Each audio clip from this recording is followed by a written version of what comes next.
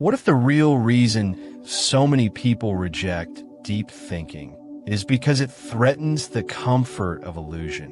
What if some women, knowingly or not, fear a man who thinks too much, questions too deeply, and refuses to obey the unwritten rules of emotional manipulation? This is not modern psychology. This is Socratic truth. Socrates, one of the founding fathers of Western philosophy, didn't just ask questions. He disturbed comfort. He shattered illusions.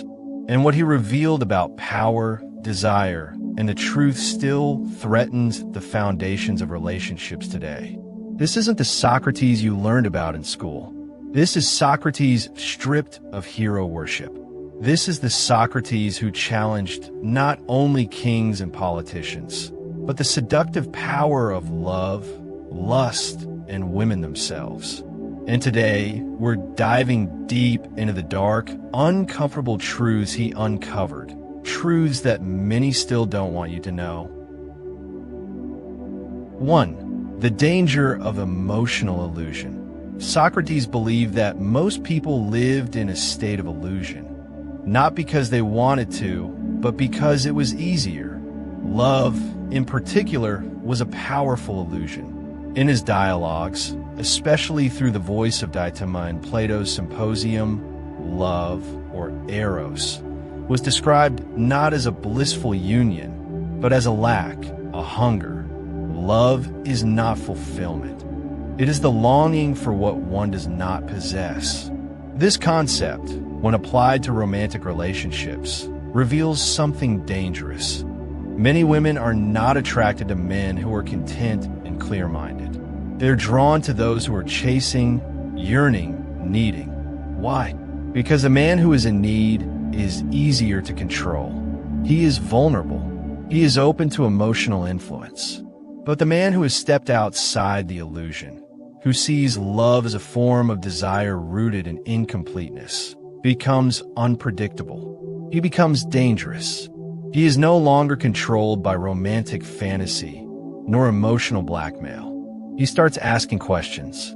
And as Socrates knew, the man who questions deeply is feared. 2. Love as manipulation. Socrates exposed how love can be used as a tool of manipulation.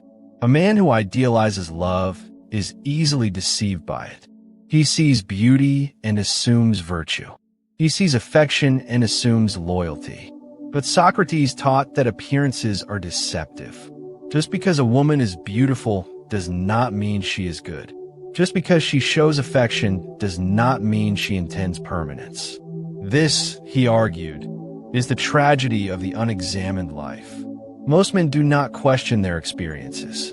They are content to feel, to desire, to fall. And in doing so, they become slaves to those who understand emotion better than they do. Socrates believed that true wisdom begins with questioning. In matters of love, this means asking, why do I want her? What part of me is she appealing to? Is she offering truth or a mirror of my own illusion? The man who asks these questions breaks the spell. He ceases to be a puppet. 3.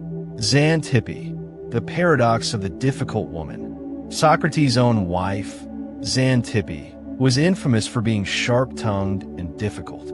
Many ancient sources describe her as nagging, volatile, and emotionally intense. But Socrates did not flee from her. In fact, he embraced her presence as a kind of trial by fire. He once said, "Marry by all means. If you get a good wife, you'll be happy.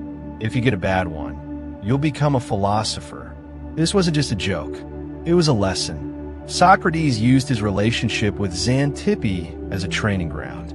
He saw her emotional storms not as punishment, but as an opportunity to practice inner control, to hold his ground, to not react.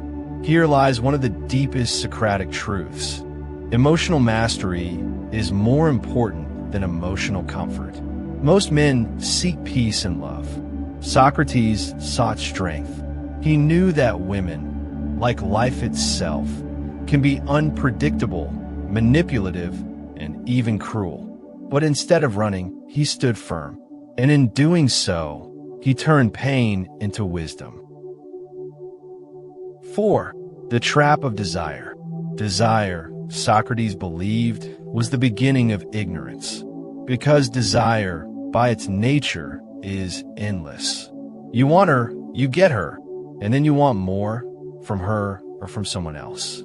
The more a man is ruled by his desire, the more he is ruled by others. In many cases, women understand this intuitively. They can sense when a man is led by desire.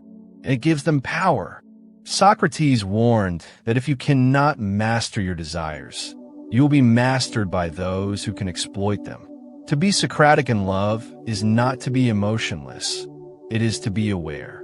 Aware that beauty fades, words lie, and passion blinds. The man who sees clearly does not stop loving, but he loves with wisdom.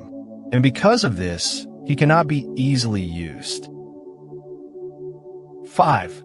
Women as symbols of the unknown. In ancient Greek culture, women were often seen as mysterious, even dangerous.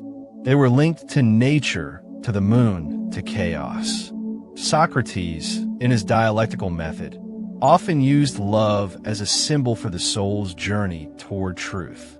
Women were not simply companions, they were mirrors. They reflected a man's longing, his ignorance, his fears.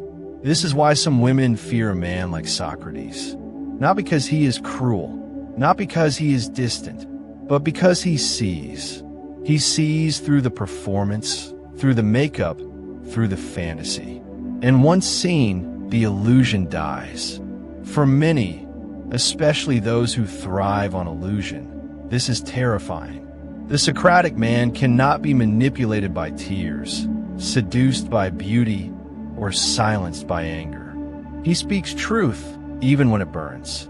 And in a world built on emotional leverage, such a man is dangerous. 6. The dialectic of power and love. Socrates believed that power dynamics exist in all relationships. In love, especially, one person often holds more emotional leverage than the other. The one who desires more fears more. The one who questions less submits more. But Socrates flipped this dynamic. Through dialogue, he created equality. He didn't argue to win. He questioned to reveal. And in doing so, he destabilized emotional dominance. A woman who relied on manipulation would find no power over Socrates. He would simply ask, "Why are you doing this? What are you afraid of? What do you want from me?" These questions cut deeper than accusations. They expose. They force the other person to reflect. And most people, especially those who manipulate, do not want to reflect. They want control. The Socratic method steals that control, not by force but by truth. 7. The legacy of the dangerous thinker. Socrates was executed not because he was wrong, but because he was dangerous. He exposed lies. He challenged norms. He refused to bow, and in doing so, he threatened those who thrived on ignorance.